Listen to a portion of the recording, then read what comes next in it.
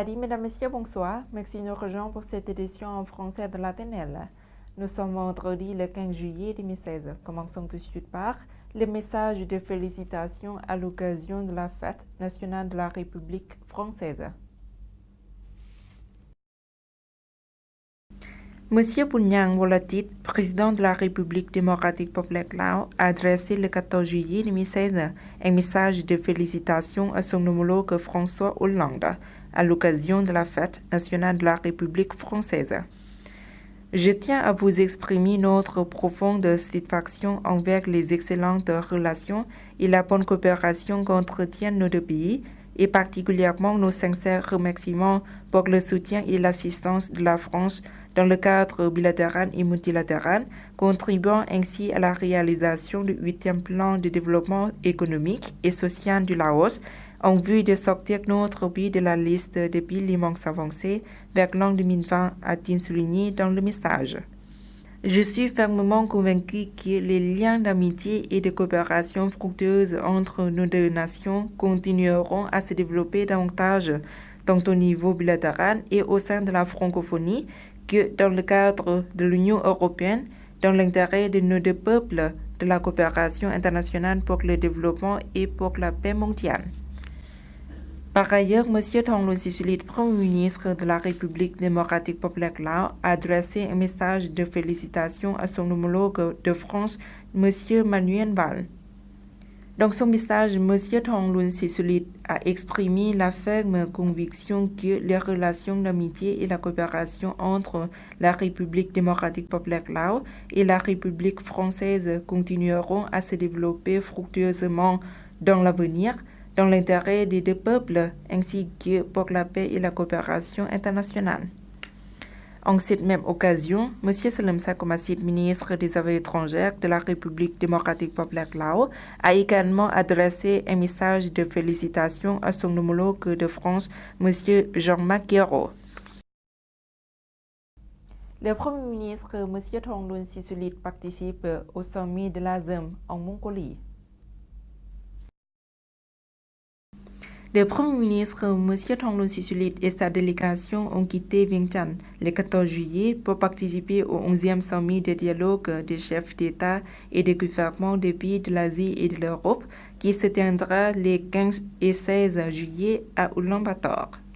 La Mongolie accueillera les chefs d'État, les dirigeants et les responsables de haut niveau de 51 pays d'Asie et d'Europe, ainsi que des représentants de l'ASEAN et de l'Union européenne. Le sommet se tient cette année sous le thème « Les années de la ZEM », un partenariat pour l'avenir grâce à la connectivité coïncidant à la célébration du 20e anniversaire de la création de la ZEM. Dans le cadre du sommet, les dirigeants asiatiques et européens évoqueront les succès de la ZEM et ses perspectives pour l'avenir ainsi que les mesures qui permettraient de renforcer la connectivité entre l'Asie et l'Europe. Les discussions porteront aussi sur les questions régionales et internationales. Par la même occasion, le Premier ministre Thongloun Sisoulith aura une réunion bilatérale avec les dirigeants des pays amis, dont le président de la République de Corée, le Premier ministre de l'Allemagne, du Luxembourg, des Pays-Bas, de l'Estonie et du Vietnam, afin de promouvoir les relations bilatérales et la coopération. Rencontre entre les premiers ministres laos et chinois. Le Premier ministre, M. Thongloun Sisoulith, a rencontré son homologue chinois, M. Li Keqiang, jeudi à Ulaanbaatar, capitale de la Mongolie.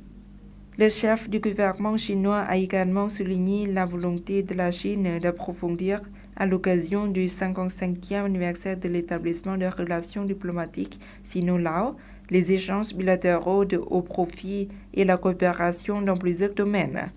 Il espère d'ailleurs que les deux pays peuvent fortifier la coopération et coordination dans les affaires régionales et internationales afin d'améliorer la qualité du partenariat stratégique global sino-laos. M. Thongloun Sisoulith a parlé du bon développement des coopérations économiques et commerciales, du progrès des projets majeurs, ainsi que celui de la coopération bilatérale dans les affaires régionales et internationales. Le Laos et le Vietnam approfondissent leur coopération législative. Dans le cadre de sa visite de travail du 13 au 17 juillet au Laos, la délégation vietnamienne a été reçue jeudi à Vientiane par la présidente de l'Assemblée nationale Laos, Mme Pani Yathotu, qui a proposé une coopération plus étroite entre le comité chargé des travaux relatifs aux députés de l'Assemblée nationale vietnamienne et l'Institut de recherche en législation du Laos. La présidente de l'Assemblée nationale Laos a apprécié les expériences législatives du Vietnam qui, selon elle, sont utiles et nécessaires pour son pays, notamment cette année qui voit la mise en place pour la première fois des conseils populaires au niveau provincial et municipal. Monsieur Chen Van Thuy, chef du comité chargé des travaux relatifs aux députés de l'Assemblée nationale vietnamienne, a informé la dirigeante Lao des résultats de son entretien avec la délégation de l'Institut de recherche en législation de l'Assemblée nationale Lao avant d'affirmer à renforcer la coopération bilatérale et accélérer l'élaboration de l'accord de coopération dans le perfectionnement des membres de l'Assemblée nationale et des conseils populaires du Laos pour la période 2016-2020. Un mémorandum de coopération entre les centres d'entraînement des députés des assemblées nationales Lao et vietnamiennes a été signé mercredi à Vientiane lors d'un entretien entre deux délégations du comité permanent des organes législatifs des deux pays. Lors de leur entretien, les deux parties sont convenues de poursuivre l'élaboration d'un accord de coopération dans l'entraînement des membres de l'Assemblée nationale et des conseils populaires du Laos pour la période 2007-2020. La partie vietnamienne soutiendra le Laos dans l'élaboration de programmes de formation, l'organisation de cours pratiques et des séances de partage d'expériences, ainsi que dans la création d'un site web pour développer une formation à distance. La Banque mondiale accorde un prêt de 30 millions de dollars au Fonds pour la réduction de la pauvreté. La Banque mondiale a accordé un prêt de 30 millions de dollars au gouvernement Laos afin de soutenir le projet de Fonds pour la réduction de la pauvreté. Le projet travaillera en utilisant ces sommes d'argent pour construire des infrastructures, améliorer les conditions de vie des habitants vivant dans 150 villages sur une quarantaine de districts des 10 provinces ciblées dans l'ensemble du pays. Une cérémonie de signature de l'accord sur ce prêt a eu lieu le 13 juillet à Vientiane entre le ministère des Finances et la Banque mondiale. Les signataires étaient Mme Thipakon Chanthavongsa, vice-ministre des Finances du Laos, et M. Unlich Sajo, directeur de la Banque mondiale au Laos pour la région de l'ASEAN, en présence du vice-premier ministre M. Somdi Dongdi.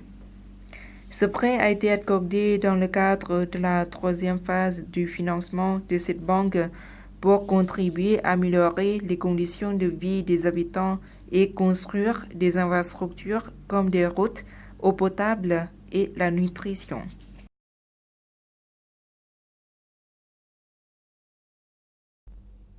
Le vice-premier ministre Sonsai Siphandone en déplacement dans la province de Bolikamsai.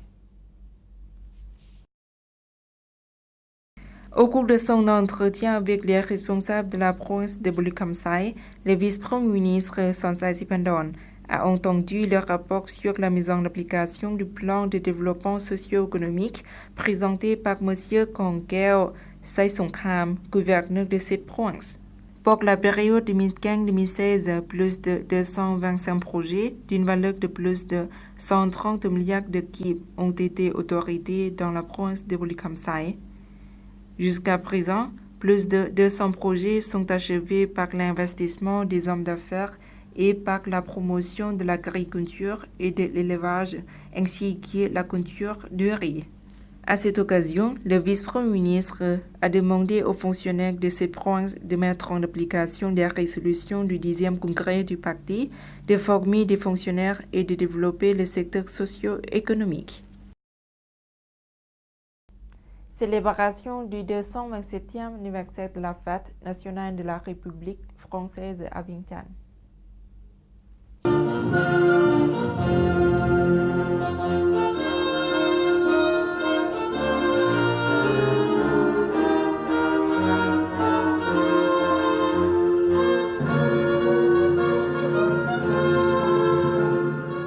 La résidence de France a accueilli près de 600 personnes venues célébrer la fête nationale. Madame Claudine Ledoux, ambassadrice de France en RDP Lao, et son époux ont donné une réception à la résidence de France le jeudi 14 juillet 2016 à l'occasion de la célébration de la fête nationale française. Monsieur Tan Samay Komasit, ministre des Postes et des Télécommunications, et Monsieur Seng Phiet Hung Banyang, vice-ministre des Affaires étrangères, représentaient les autorités Lao ainsi que de plusieurs ministres. Dans son discours, Mme Claudine Ledoux a rappelé les relations de confiance et d'amitié unissant la France et la RDP Lao. Les liens qui unissent la France et le Laos sont historiques et le partenariat économique, social et culturel pour le développement entre les deux pays est solide. Les aides publiques au développement du Laos s'élèvent à près de 15 millions d'euros par an si l'on considère l'action multilatérale à laquelle la France contribue pour une large part. Nous intervenons en particulier dans les secteurs de l'agriculture, de la santé, du développement urbain, de l'éducation et de la justice pour le gouvernement Lao dans son objectif de sortir de la liste des pays les moins avancés en 2020 et de se rapprocher des objectifs de développement durable d'ici 2030. Les activités visent à sortir la compétitive du Laos et un développement durable. Ce sont là les objectifs que la France défend. La France accorde beaucoup d'importance au rôle de la société civile. 9 nouvelles associations viennent de bénéficier de l'appui de l'ambassade pour des projets au bénéfice des défavorisés. La France travaille avec des partenariats au premier rang desquels l'Union européenne, les agences et programmes des Nations Unies et en particulier le Fonds mondial pour la lutte contre la sida, la tuberculose et le paludisme. La contribution au développement n'est pas limitée à l'aide publique car elle comprend aussi les investissements français. Par ailleurs, dans le domaine du tourisme, à cette occasion, M. Jérôme Dubois-Mersan, conseiller de coopération et d'action culturelle et directeur de l'Institut français du Laos, explique. La coopération entre nos deux pays est très active.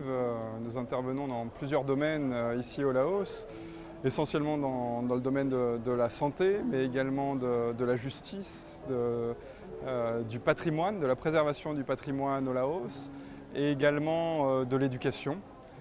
Et puis de la culture, nous appuyons les artistes laotiens de notre mieux. Nous faisons la promotion également de la culture et de la langue française au Laos. Voilà, mais ce sont quelques actions principales. Et nous avons également, pas seulement l'ambassade, mais aussi l'Agence française de développement qui intervient essentiellement dans le domaine de l'agriculture et du développement rural, très important ici au Laos. Écoutez, la coopération a été relativement stable ces dernières années. Durant, je dirais, les 5-6 dernières années, la France a dédié à peu près les mêmes financements, à peu près 15 millions d'euros chaque année pour la coopération au développement du Laos. Nous intervenons non seulement en direct via l'ambassade ou l'Agence française de développement, mais également via de nombreuses agences multilatérales. La France est un des principaux bailleurs de fonds au niveau international et également donc auprès des Nations Unies, mais aussi de l'Union européenne. Donc dès que vous entendez parler de ces grandes agences, de ces grands programmes multilatéraux, il faut avoir en tête que la France y participe financièrement pour une bonne part. Donc la France joue un rôle très très important au niveau international pour le développement. Enfin, l'ambassadrice de France a proposé cet extrait d'une déclaration commune de François Hollande, d'Angela Merkel et Matteo Renzi au lendemain de Brexit. L'Union européenne devrait être plus forte sur les propriétés essentielles, là où les Européens doivent unir leurs forces et moins présentes là où les États membres sont mieux placés pour agir. Voilà, c'est la fin de cette édition. Toute l'équipe vous remercie pour votre fidélité. Pour voir le reportage, rendez-vous sur la page internet du journal en français de la TNL. Au revoir.